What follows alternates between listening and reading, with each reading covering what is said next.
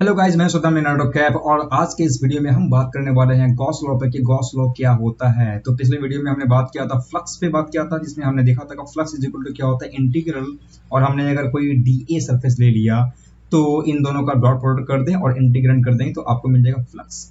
और उसी वीडियो में हमने एक बात किया था कि ये जो फ्लक्स है बेसिकली यहाँ से ही गॉस को एक आइडिया आया। तो गॉस का एक क्या है थ्योरम है, जिस थ्योरम को हम प्रूफ नहीं करेंगे, हम सिर्फ ये देखेंगे बेसिकली थ्योरम क्या कहता है।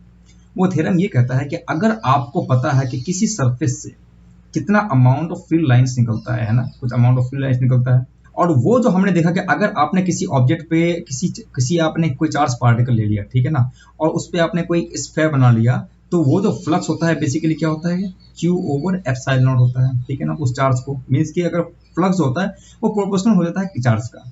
तो गॉस का आइडिया क्या था कि अगर आपके पास कोई चार्ज डिस्ट्रीब्यूशन है तो आप ये देख लें कि वो चार्ज डिस्ट्रीब्यूशन कैसा है। मान लीजिए पॉइंट चार्ज है और पॉइंट चार्ज से चारों तरफ इलेक्ट्रिक फील्ड निकलता है, तो इसके लिए आप क्या करें, एक गॉस सरफेस बना लें। वो सरफेस ऐसा होना चाहिए कि जो सिमेट्री को पोजेस करता है, जैसे कि अगर हमने ये वाला सिमेट्री ले लिया या फिर एक ऐसा आर्बिट्ररी शेप ले लें जो जितने भी इलेक्ट्रिक फील्ड लाइंस निकलते हैं उसको क्या करेगा, इनक्लोज करेगा। तो बेसिकली वो क्या करेगा कि वो आपको देगा फाई इज इक्वल टू वो जो सरफेस आप बनाओगे वहां से क्या मिलेगा, आपको फ्लक्स मिलेगा।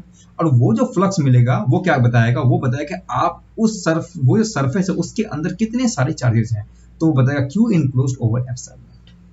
और फ्लक्स को ऑलरेडी हमें पता है, फ्लक्स क्या होता है E into D A. But इस बार जो आपको जो फ्लक्स बनाना है, जो सरफेस बनाना है, वो बेसिकली क्या होना चाहिए, वो बेसिकली क्लोज सरफेस होना चाहिए। ये ऐसा सरफेस होना चाहिए कि जो जितने भी चार्ज वो इनसाइड है वो उसको क्लोज करे। तो इट मीन्स कि ये इंटीग्रल में हम क्या करते हैं, एक सर्कल सा बनाते हैं। इसका मतलब ये होगा कि वो जो इंटीग्रल है वो क्या होता है, एक ओपन सरफेस पे नहीं, सर्कल है, सर्कल क्या है, सरफेस पूरा ओपन है। इस टाइप से हमें नहीं करना है, हमें कैसा बनाना है, हमें ऐसा बनाना है कि जिसका सरफेस क्लोज हो। तो इसके लिए हमें क्या बनाते हैं, एक स्फीयर बनाते हैं। उसी तरह से अगर आप यहाँ पे देखेंगे कि अगर आप एक सिलेंडर बनाते हैं, तो सिलेंडर में ये जो पूरा पोर्शन आता है वो कैसा आता है, वो पूरा क्लोज आता है। तो जो भी इलेक्ट्रिक फील्ड लाइंस निकलेगी वो क्या है, क्लोज टाइप की निकलेगी, ठीक है। तो E dot D A is equal to क्या मिलता है हमें, क्यू इनक्लोज्ड ओवर एप्सिलॉन। तो अगर सपोज आपके पास कोई भी चार्ज डिस्ट्रीब्यूशन कहीं भी दे दिया, लेट अस से एक हमारे पास क्या है, एक कंडक्टर है, ठीक है ना। कंडक्टर में कुछ चार्ज अगर आप दियोगे, तो आपको मैंने बताया था कि चार्ज जब भी दोगे आप, तो वो चार्ज क्या हो जाएगी, डिस्ट्रीब्यूट हो जाएगी अपने आप को सरफेस में।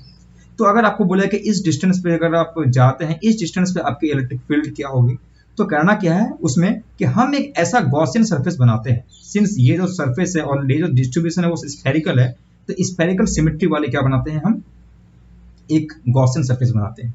और उसका जो डिस्टेंस, उसका जो रेडियस है वो क्या है, सिमिलरली आर डिस्टेंस है, क्योंकि हमें पॉइंट पी पे निकालना है कि इसका इलेक्ट्रिक फील्ड क्या है। तो उतना ही रेडियस का हम गॉसियन सरफेस बनाते हैं, एक मैथमेटिकल सरफेस बनाते हैं। वो सरफेस ऐसा है कि जो भी इलेक्ट्रिक फील्ड यहाँ से निकल रहा है उसको क्या करेगा, वो इंक्लोज करेगा।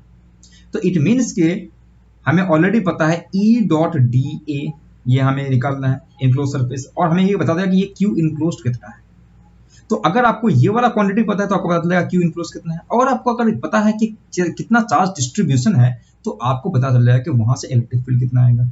तो अब ये कैसे मैं निकालूंगा, मुझे ऑलरेडी पता है कि जो क्यू इंक्लोज से हमने क्यू चार्ज यहाँ पे दिया, तो ये मेरा क्यू चार्ज है। अब हम इसके बाहर निकाल रहे हैं, तो ये कितना है, कितने चार्ज को कर रहा है, जितना भी चार्ज यहाँ पे रखा हुआ है उतने चार्ज को कर रहा है। Therefore Q enclose is Q over epsilon. अब ई जो है वो ई क्या है, इस डायरेक्शन में है, और इस सरफेस का आर हेड कहाँ पे है, नॉर्मल क्या है, इसी डायरेक्शन में है। देयरफॉर ये जो इंटीग्रल है डायरेक्ट सिंपली क्या बन जाएगा, ई इंटू डी ए बन जाएगा। ये सब वेक्टर हट जाएगा, ठीक है।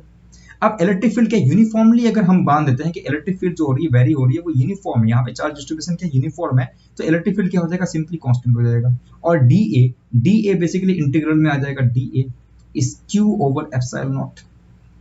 तो यहाँ पे डी ए क्या है, एक क्लोज सरफेस है। तो स्फेयर का आपको पता है कि डी ए क्या होता है, सरफेस एरिया क्या होता है, E is equal to 4 pi R square.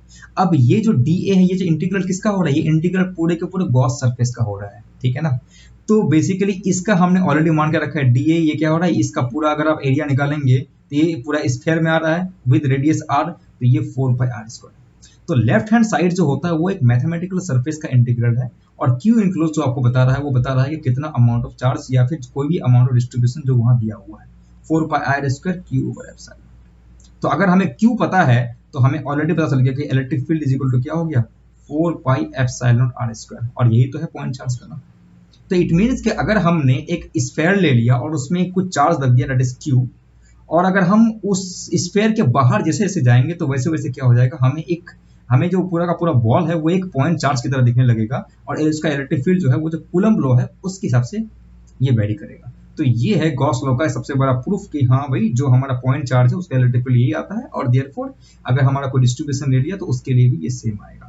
तो इस वीडियो में हम बस इतना ही, आपको आई थिंक गॉस लॉ समझ आ गया होगा कि गॉस लॉ क्या है। एक मैथमेटिकल हम क्या करते हैं, एक सरफेस बनाते हैं, कोई सरफेस ऐसा होना चाहिए कि वो जितने भी इलेक्ट्रिक फील्ड उस चार्ज डिस्ट्रीब्यूशन निकल रहे हैं उसे वो इनक्लोज कर रहा है कि नहीं कर रहा है।